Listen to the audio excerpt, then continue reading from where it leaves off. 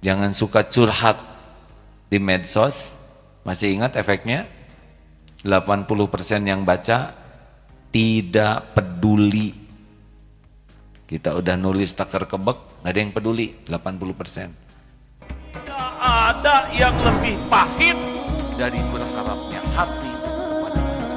Allahumma ftah lana hikmataka ya Allah.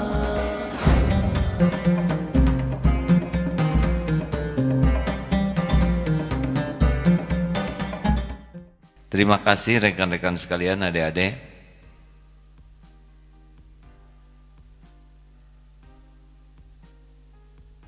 Segitu aja ya.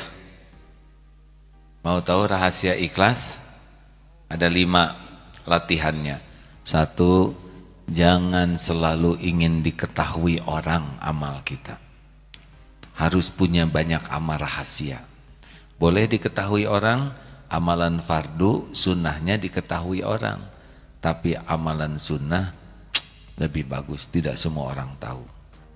Makin banyak amal rahasia yang hanya Allah yang tahu, makin bagus. Tapi kalau ada orang lain tahu, ya tidak apa-apa. Karena bukan tujuan kita ingin dinilai orang. 2, jangan selalu ingin dilihat orang lain. Kalau ada orang bagus, tidak ada orang tidak bagus, amalnya udah yakin tuh karena orang. Harusnya ada orang, tidak ada orang sama saja, ada Allah. Orang tahu, orang tidak tahu sama saja, Allah pasti tahu. 3, jangan ingin dipuji. Kalau dipuji semangat, tidak dipuji tidak semangat, dicaci patah semangat, udah pasti itu tidak karena Allah. Orang yang karena Allah lempeng saja. Muji ya urusan dia, nyaci ya urusan dia. Mau tidak menghargai ya nggak apa-apa. Urusan kita kan cuma satu.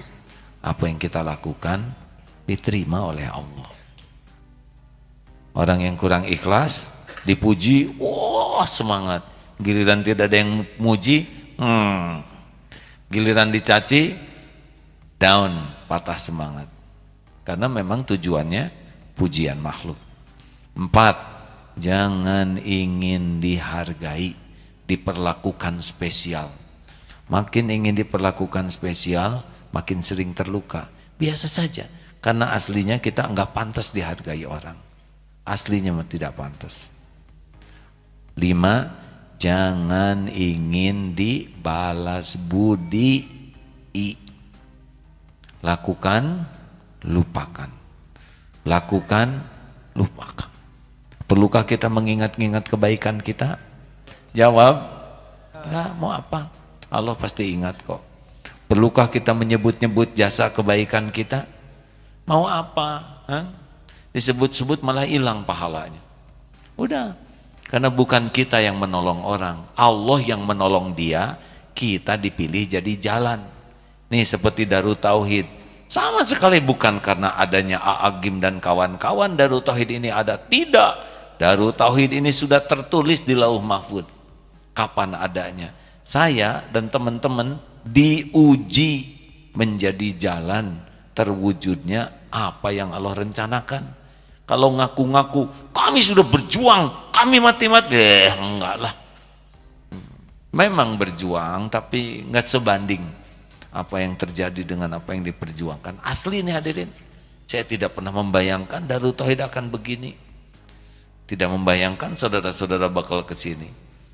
Lebih banyak yang tidak terbayangkan yang terjadi daripada yang direncanakan dan terjadi. Perlukah kita menuntut orang lain tahu apa yang kita lakukan? Jawab.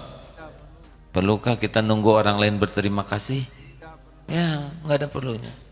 Lempeng saja, produktif saja terus. Setiap waktu berbuat yang terbaik. PDLT, perbaiki diri, lakukan yang terbaik. Itu saja terus. Terus saja terus. Sampai kapan? Sampai mati dalam kebaikan, husnul khotimah. Alhamdulillah. Sekali lagi terima kasih. Apa 5 yang tadi? Jangan ingin selalu diketahui orang. Jangan semuanya diposting, ya. Hati-hati yang rajin posting, siap-siap saja kehilangan pahala. Jangan suka curhat di medsos. Masih ingat efeknya? 80% yang baca tidak peduli. Kita udah nulis takar kebek, nggak ada yang peduli, 80%. 17% yang membaca puas, rasain lu, gitu. Jadi bahagia melihat kita menderita, boro-boro nolong. Dan tinggal sisanya 3% enek bacanya gitu. Jadi 100% gagal total. Makanya ke Allah saja curhatnya ya. Kalaupun ke orang curhat, sesudah curhat ke Allah. Supaya Allah ngatur dengan siapa kita curhat, yang curhatnya itu jadi solusi. Jangan dulu curhat ke orang, ke Allah dulu.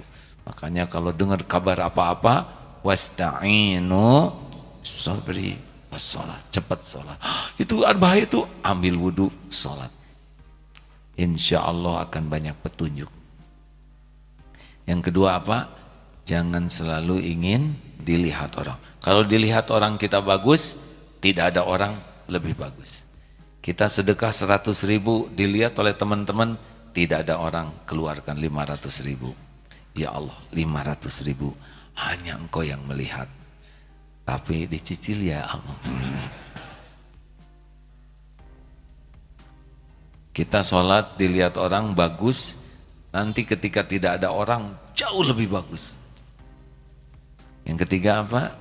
Jangan ingin dipuji, dah lempeng saja. Mau muji, mau nyaji, mau dapat piagam penghargaan, mau dapat juara ini, ya semuanya juga Allah yang menggerakkan. Kita melempeng aja. Yang kita cari, hati-hati nih, yang musabakoh tilawatil Quran, pengen dapat piala, tapi kehilangan pahala, mau apa? Masa ngaji mati-matian hanya untuk plastik? Tapi kan piagam kertas, sini mau saya buatin. Tapi kan lumayan, dapat hadiah 5 juta. 5 juta, kasih penyakit aja senilai 10 juta, tekor. Jangan pernah bertanding untuk dapat hadiah. Bertanding itu untuk jadi amal soleh. Tanya santri yang ikut pertandingan, pernah saya minta jadi juara? Pernah gitu santri dengar? Pernah saya meminta santri jadi juara? Kalau santri akan bertanding apapun, jaga niat, jaga amal, harus jadi amal soleh. Kalau jadi juara jadi kotor hati, jangan jadi juara. Mau apa? Dapat piala jadi sombong, jadi dengki, jadi ujub, benar? Mau apa? Pas lagi sombong mati, su'ul khotimah, benar? Mendingan jadi juara tapi rendah hati daripada kalah amuk-amukan. Benar? Mikir semua. Itu pengen jadi juara. Juara di sisi Allah.